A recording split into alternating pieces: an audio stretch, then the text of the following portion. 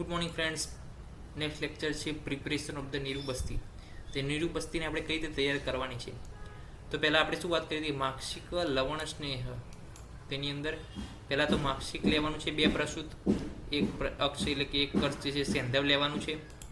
ત્યારબાદ એને પામ એટલે કે હથેળીથી એને ચૂર્ણ કરી ત્યારબાદ શું છે આપણે ભાવન દ્રવ્ય જે હોય ખલ યંત્ર એની અંદર જે છે આપણે લેવાનું છે અને કલ્ક ઓફ મદન ફળ થોડું એડ કરતા જવાનું છે. એની અંદર એ બધું મર્દન કરતા જવાનું. મિશ્રણને ઊંડા પાત્રમાં લઈ બીજો કલ્કને સૂક્ષ્મ પાઉન્ડ કરી મિક્સ કરવાનું છે. એટલે કલ્ક નાખતા જવાનું.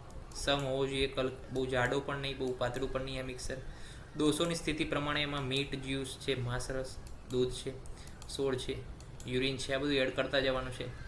ફિલ્ટર કરી અને 5 પ્રસૂત જે છે ક્વાથ એની અંદર એડ કરી દેવાનો છે.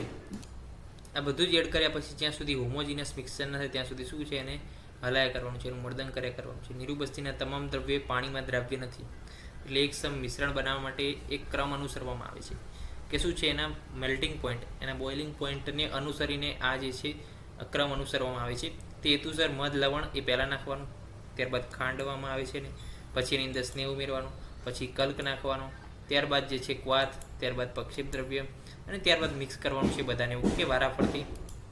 આ બધું જે મિશ્રણ છે એને ગરમ પાણી ઉપર મૂકવાનું છે અને શરીરના તાપમાન જેટલું ગરમ થઈ જાય એટલે આપણે એને બસ્તી પૂટકમાં ભરી અને દર્દીને બસ્તી આપે પહેલાં આપણે આપવાનું છે. ઓકે, તો આ રીતના જે છે બસ્તી નીરુ બસ્તી જે છે પ્રિપેર કરવામાં આવે છે.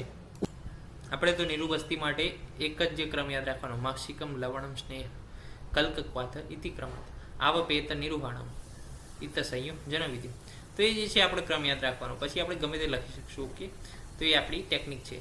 તો પ્રિપરેશન ઓફ નીરુ બસ્તી અહીંયા પૂર્ણ થાય છે. નેક્સ્ટ લેક્ચરની અંદર સમ્યક સંયોજન. ઓકે, ચલો જોઈ લઈએ કે એવું ક્યારે કહેવાય કે સમ્યક સંયોજન થયું છે, પ્રોપર બસ્તી બની છે. એવું ક્યારે કહેવાય કે જ્યારે કલ્ક સ્નેહ ક્વાથ બધું જ સરખી રીતે મિશ્રણ થયું હોય કે જેને સેપરેટ ના કરી શકાય, એને આઈડિયલ બસ્તી કહેવાય.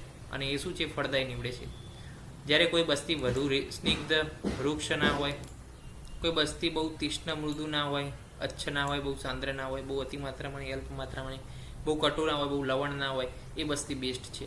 બીજું કે યોગ્ય બસ્તી દ્રવ્ય પામમાં લઈએ ત્યારે સરકી જતું નથી, એની અંદર સ્ટેડી રહે છે, એના ઘટકોને અલગ પાડી શકાતા નથી.